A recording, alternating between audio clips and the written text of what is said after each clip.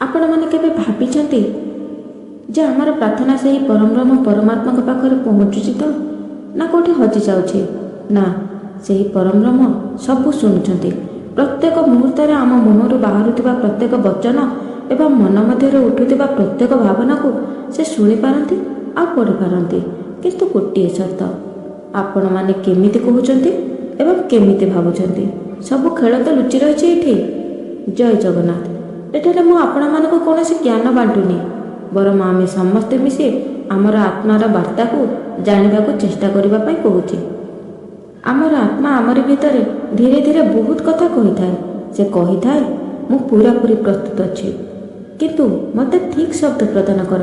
କାରଣ ଶବ୍ଦ ଖାଲି ବୋଲିବାର ମାଧ୍ୟମ ନୁହେଁ, ଏହା ଚେତନାର ଦ୍ୱାର ଅଟେ। ଆଉ ଏହି ଦ୍ୱାର ଦେଇ ଆମେ କହିଥିବା ଶବ୍ଦ ସବୁ ବ୍ରହ୍ମାଣ୍ଡର ଗଭୀରତା ମଧ୍ୟରେ ପ୍ରବେଶ କରିଥାଏ ଏବଂ ସେହି ଗଭୀରତା ମଧ୍ୟରୁ ଆମ ପ୍ରଶ୍ନର ଉତ୍ତର, ଆମ ସମସ୍ୟାର ସମାଧାନ ସବୁକୁ ଖୋଜି ନେଇ ଆଣିଥାଏ। ଯେମିତି ଗୋଟିଏ ଥର ଧନୁରୁ ସ୍ୱର ବାହାରିଗଲା ପରେ ସେ ତା ଲକ୍ଷ୍ୟସ୍ଥଳରେ ପହଞ୍ଚିବାକୁ କେହି ବି ଅଟକାଇ ପାରିବେନି, ଠିକ୍ ସେମିତି ଆମେ କହୁଥିବା ଶବ୍ଦ ମଧ୍ୟ ତାର ଲକ୍ଷ୍ୟସ୍ଥଳରେ ପହଞ୍ଚିବାକୁ କେହି ମଧ୍ୟ ଅଟକାଇ ପାରିବେନି। ତେଣୁ ଆମେ କହୁଥିବା କଥା ସବୁ କ'ଣ କହୁଛୁ, କେମିତି କହୁଛୁ, ସେ ପ୍ରତି ସର୍ବଦା ଧ୍ୟାନ ରଖିବା ଉଚିତ।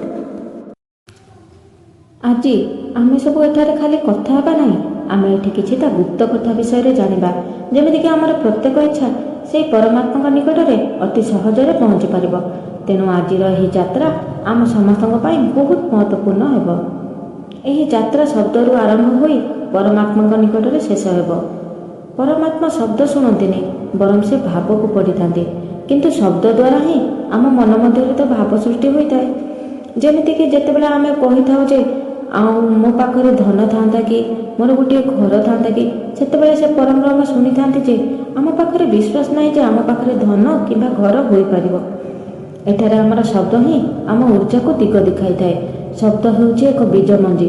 ଆଉ ଏଠି ଯଦି କୌଣସି ବି ସନ୍ଦେହ ରହିଲା, ତେବେ ସେଠି ବୃକ୍ଷ ହିଁ ଉଠିପାରିବନି। ତାହେଲେ ଫଳ ଆଉ କେମିତି ମିଳିବ? ତେଣୁ ଆମମାନଙ୍କୁ ତିନୋଟି ଗୁପ୍ତ ନୀତି ଆପଣେଇବାକୁ ପଡ଼ିବ। ପ୍ରଥମଟି ହେଉଛି ଆଦେଶ ଦିଅନି, ମିନତି କର, ଆଭାର ପ୍ରକଟ କର। ପରମାତ୍ମା ହେଉଛନ୍ତି ଆମର ଅନ୍ତରାତ୍ମାର ସଜୀବ ଚେତନା, ଯେ କି ପ୍ରତି ମୁହୂର୍ତ୍ତରେ ଆମ ଭାବନା ସହିତ ସମ୍ପର୍କରେ ରହିଥାନ୍ତି। ତେଣୁ ଆମ ପ୍ରତ୍ୟେକ ଶବ୍ଦ ମଧ୍ୟରେ ଆଭାର ରହିଥିବା ନିହାତି ଆବଶ୍ୟକ। ଯେମିତିକି, ହେ ପରମାତ୍ମା, ମୋତେ ଏତିକି ଶିଖେଇଥିବାରୁ ମୁଁ ଆପଣଙ୍କୁ ଧନ୍ୟବାଦ ଜଣାଉଛି। ମୁଁ ଆହୁରି ଶିଖିବା ପାଇଁ ପ୍ରସ୍ତୁତ ଅଛି। ମୋତେ ଧନ ସମ୍ପତ୍ତି ଦେଇଥିବାରୁ ମୁଁ ଆପଣଙ୍କୁ ଧନ୍ୟବାଦ ଜଣାଉଛି। ମୁଁ ଆହୁରି ଧନ ନେବା ପାଇଁ ପ୍ରସ୍ତୁତ ଅଛି।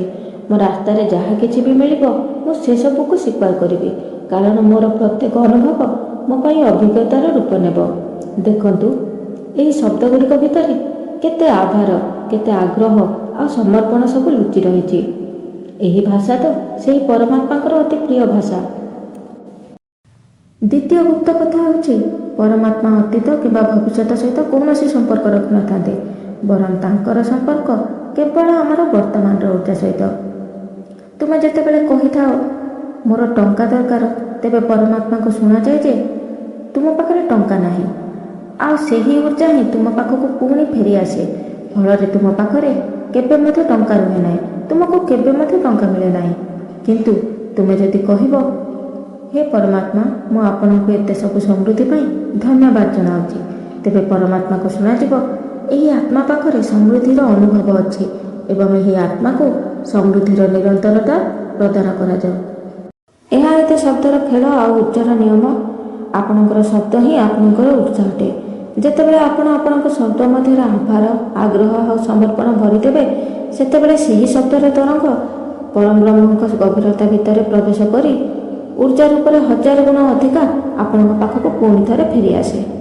ଏବେ ଚାଲନ୍ତୁ ଜାଣିବା ଆମର ତୃତୀୟ ଏବଂ ଶେଷ ଗୁପ୍ତ କଥା ବିଷୟରେ, ଯାହା ହେଉଛି ଆମ ମନର ଭାବନା। କେବେ ଆପଣ ଅନୁଭବ କରିଛନ୍ତି, ଯାହା ଆପଣ ଭାବୁଛନ୍ତି ତାହା ବାରମ୍ବାର ଆପଣଙ୍କ ସାମ୍ନାକୁ ଆସିଥିବ କିମ୍ବା ଆପଣମାନଙ୍କ ସହିତ ଘଟିଥିବ?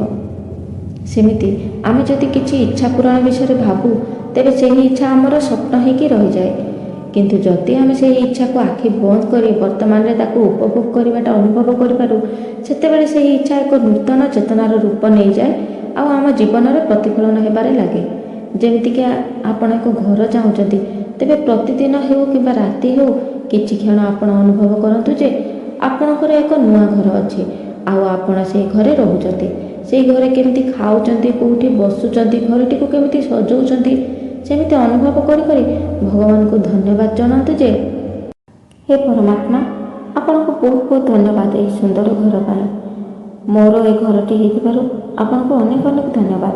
ସେତେବେଳେ ସେହି ଶବ୍ଦ ଆଉ ଦୃଶ୍ୟ ଚେତନା ରୂପରେ ପରମାତ୍ମାଙ୍କ ପାଖରେ ପହଞ୍ଚିଯିବ ଆଉ ଆପଣଙ୍କର ସବୁ ସ୍ୱପ୍ନ ସତ ହୋଇଯିବ।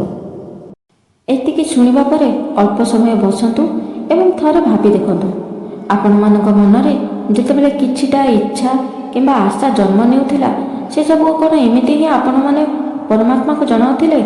ଯଦି ନାହିଁ, ତେବେ ଏହି ସମୟରୁ ହିଁ ଏହି 3ଟି ଗୁପ୍ତ ନିୟମକୁ ଆପଣେଇ ନିଅନ୍ତୁ। ଏଠାରେ ହିଁ ନୂତନ ପରିବର୍ତ୍ତନର ଆରମ୍ଭ ହୋଇଥାଏ। ଆପଣଙ୍କ ଶବ୍ଦ ହିଁ ଆପଣଙ୍କ ଭାଗ୍ୟର ଚାବିକାଠି ଅଟେ। ଶବ୍ଦ କେବଳ ପାଟିରୁ ବାହାରୁଥିବା ଧ୍ୱନି ନୁହେଁ, ବରଂ ଏହା ଭବିଷ୍ୟ ନିର୍ମାଣର ମୂଳ ବୀଜ ଅଟେ।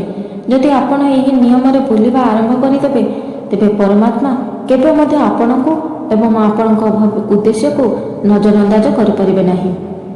ତାପରେ ଜୀବନରେ ଯାହା କିଛି ବି ଘଟିବ ତାହା ଚମତ୍କାରର ରୂପ ନେବ। ଯଦି ଆପଣ ଆପଣଙ୍କର ପ୍ରତ୍ୟେକ ଇଚ୍ଛାକୁ ଏମିତି ଶ୍ରଦ୍ଧାର ସହ ଭଗବାନଙ୍କ ପାଖକୁ ପଠାଇବେ, ତେବେ ସେହି ପରମାତ୍ମା କ'ଣ ଆପଣଙ୍କୁ ଖାଲି ହାତରେ ଫେରାଇ ଦେବେ? ନା, କେବେ ମଧ୍ୟ ନୁହଁ। ସେ ଆପଣଙ୍କର ସବୁ ଇଚ୍ଛାକୁ ଖୁସି ଖୁସି ପୂରା କରିବେ। କେବଳ ଥରେ ନିଜ ଶବ୍ଦରେ ପରିବର୍ତ୍ତନ କରି ଦେଖନ୍ତୁ। ଧନ୍ୟବାଦ।